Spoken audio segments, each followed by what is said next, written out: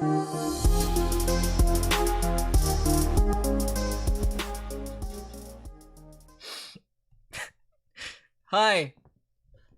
I'm reading chat because you already know the answer. Hi, welcome to another video of Silva Decodes.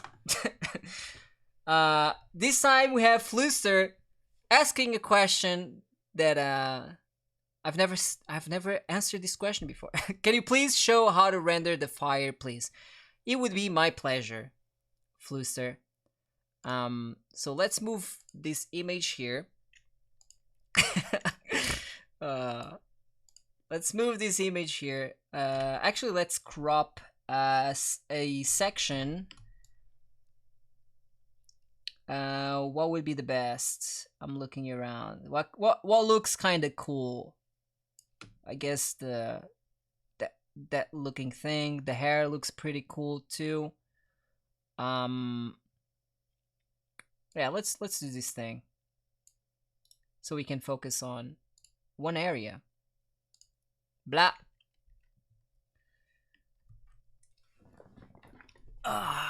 What was already asked once? I was never asked actually on the decodes. I wasn't asked fire, I think, or maybe I was. I just don't remember. But okay. So let's organize my setup here. Zoom out, zoom in. I mean, there you go. Blah. Lava and fire, not lava and fire, not I think. Okay, I think lava was asked. All right, so how to render fire like this? So in order for fire to truly shine, you need a darker background. So that's the first thing we're gonna do, is a dark background. We can give it a little gradient even. There you go. So you wanna, that's when, obviously, that's when you truly see the contrast of fire. Although, even on a sunny day, you can still make it work. It's just a little trickier, or it'll just be less visible. So now that you have a background, let's, there you go. Let's draw this shape here. So the base color of, there's two ways you can go around this. If chat thinks they're so funny and they know exactly what I'm gonna say, there's actually two ways of doing this. There's the manual way and there's the cheating way. So the manual way, which works for both tricks, or whatever you want to call them, is that the base color needs to be dark, because you will be building up that I mean dark but brighter than the background still. See, it's brighter. So let's draw the shape here. Blah blah blah.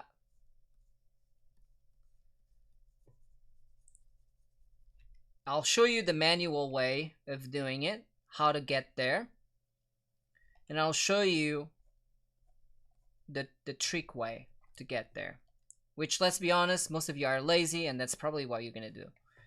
Let's do the little X here. All right, that's fine. And then, okay, blah blah.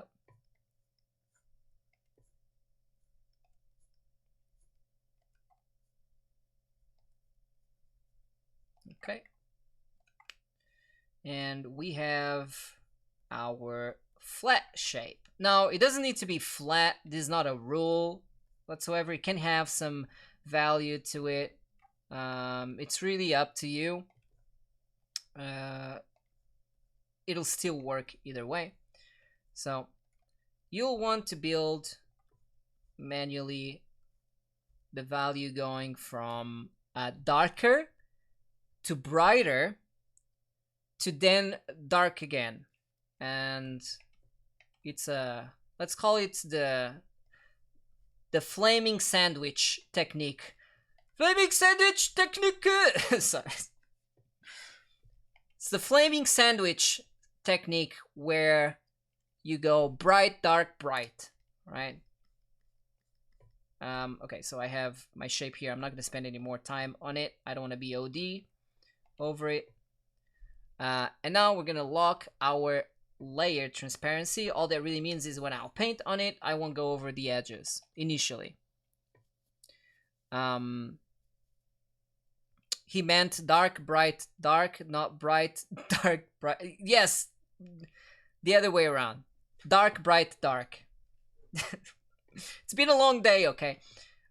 So we have the dark base, and now you want to start with a red to pink. In this case, red to pink color. I could actually go with a little bit more purple in my red, like so. So it looks kind of like pinkish. And the gradient is from dark purple. Let's see. Let's go like a little darker, like a darker purple. I'll do a little gradient here on the whole thing. Darker purple, and then to the base that we have here, and then to brighter orange.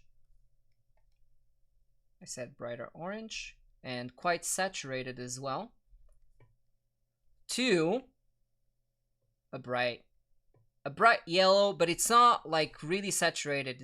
It's actually more pale than saturated. So this is your gradient. These are your colors. These are your fire colors, right? So now that you understand that, or we dissected that is the case, now we can go back to the base. Let me go back. There you go. And do the first darker laying of it. So you want to choose corners. You want to choose outer layers of, so pretty much like the edges of whatever shape you're painting. Whether it's actually, even if it's actual fire, you know, like the flames going like that, I would still do the same, like so. All right, and maybe you can add a few here and a few random areas. Again, it's very subtle, but you'll see it's gonna help out the final look. All right, so let's do that. And I'm actually gonna make a new layer just in case here. And now we're gonna skip the second color, which we already have, which is the base color, and we're gonna jump into the oranges. Now, no, actually, sorry, I'm lying. We're gonna jump into the yellows. My bad. This is gonna be the sandwich section of it. Make sure that I'm painting within the shape. So, okay, so now what you want to do is you want to sort of paint inside. You don't want to go over too much what you already painted. You want to go inside, and you want to kind of keep out of the edges first. You will be touching the edges later on, but for the build-up of the fire, I feel like it's important to teach you manually how you would do something like this. I'm gonna erase some of these edges here that I went over. And also I would mainly use a soft brush, like just for the initial build-up, because you will be going over with a hard brush afterwards. So I see that there's a little, there you go. And it's good enough. Obviously, the cleaner you'll want to make it look, the more time you spend on each step. So once you have that, this is where the sandwich is gonna shine through. Actually, I'll add a little bit more here. This is where the sandwich is gonna take over here. Now there's two things you could do. Because you know, there's multiple processes for to achieve the same look. You can erase, or you could actually, let me bring the layers out. you could actually make a mask. So on the layer, you click on the little square with a circle in the center, and all that really means is you can paint without worrying on what you have. So for example, if I paint black, it erases. If I paint white, pure white, it brings it back. That's what masks does. So this, and by the way, the mask is on the yellow side of it. So I'm gonna take away my layers here, and I'm gonna paint in, you guessed it, the rock formations. Okay, I know that this is a bit more lava-like, but if this was flame, you can, you know what? I can make it more flamey as well, since this is like, oh, how to make flames. Let's make it more flamey. So if this was a flame axe instead of lava-like axe, I would go around and just sort of like use these wavy looking shapes. Like I would erase away, and then let's do some of them here, right? And then I would revert my color to pure white, which means I would paint back the yellow. This is not, we're not done after this. There's one more step, but you could go in, maybe not even with this brush, but let me find some good like a hairy sort of looking brush. There you go. All right, could be this, and you always go back and forth between pure white and pure black to get the look you want to achieve. Right, if this was a flame, right, obviously I'm not painting it exactly like that because the question was about fire, not lava. This is a bit more lava-like, but you could see that you could have done that easily. But yeah, I mean, you can just keep going with any number of brushes. You're not limited. All right. So, and you obviously would want to spend time in making like some cool fire effect and stuff. So I'm just gonna do a little bit more of it, some cool shapes or whatever based on that image, and we're gonna go to the next step. Technically it's 2 steps, but I'm gonna make a new layer. I'm gonna set that layer. Wait, first I'm gonna clip it. Right, make sure that I paint within. I want to make sure I paint within the lines. And we're gonna give that brighter edge, which happens in fire as well. I'm gonna set that layer to linear dodge. Has been my favorite. So linear dodge. And now the thing about linear dodge is that if you pick a bright color, it overwrites like an insane amount, right? So you want to always go for a warmer and darker sort of color, because in that way, also make it quite saturated, because that way you can control the intensity of what you're painting much more easily, right? So let me grab a different brush again. Let's go with the crease brush. I like this one. So we're gonna go ahead and do some of the edges here, or at least the first pass of the edges. You know, you can make some of the flames sort of, I don't know, maybe the center of the flame is a little hotter or something, you know. And this is where your build-up comes to play, because all of the colors that are underneath sort of get burned and start showing through. I do think that my color that I pick is a little too orange. Yeah, okay, so darker. Ah, there you go. Okay, I found it. Actually, maybe a bit more red. Okay, so you kind of need to play around with it a little bit, but it still works regardless. So there you go. You show some of that hot red, or like this area here first, and then let's give it a glow. You go around, you make it peek through the edges of the or the creases between the darker shapes here. I don't want to go over too much that, only in certain areas, mainly the edges. And there you go. And now the second step is the brighter step. I'm actually gonna blend some of these that seems to be too harsh looking.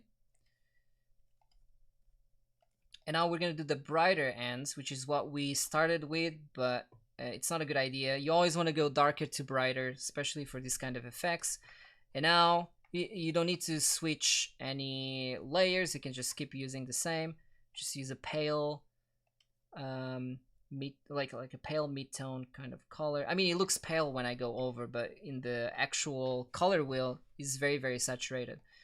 And you can continue and do all the little like whisks, and you can break it up as much as you would like if this was fire. All right, so I'm sort of like doing fluid motions and bringing some of the I'll actually use a soft round brush here for the edges to make it appear glow a little bit. There you go. And of course all of this takes time, as doing it by hand. And can sort of, whoops, sorry, that's a mistake. There you go. And if this was had an edge, you can do that. Continue to make the little whisks and things that you want to do. All right, the little effects. All right. So maybe this could be a flame version of that. I would obviously spend a lot more time in this to make it actually look good, but for the sake of explanation, this is more than enough, I'd say. So there you go, and we can now deselect. So we're painting right now. We're not constrained over the we're not constrained over the edges here. That's when I'll make another layer set to again, linear dodge is good enough. We pick like a pink color, and we're gonna glaze over everything to give it that glow. All right, overall glow. Maybe this is a little too bright. Needs to be a bit more pink. There you go. This is a bit better. And you can go ahead and use the same layer to do the little effects too, if you wanted. Although I think it's a little too hot right now. Yeah, that's better. So make it the color a little paler, and you can go ahead. I'm using a soft brush, and it's a combo of soft brush with smudge tool, which I love doing. You can do it manually. It's totally fine, but I love using this for effects. I can get the effect really, really fast this way. So you just go over and you do the little effects that you want. If this is the kind of fire you're looking for, you know, you make your brush smaller and then bigger and then smaller again to get like a variety of effects, and it'll look more finished that way too. I'm pretty sure that he painted over some areas. I'm not gonna do that because I've already explained how to even get here. Especially that there's a second part to this question, or rather answer, that I want to give you. So I want to keep the video too long. But here I did some effects, really quick ones. But if you spend time on it, it can look really, really, really cool.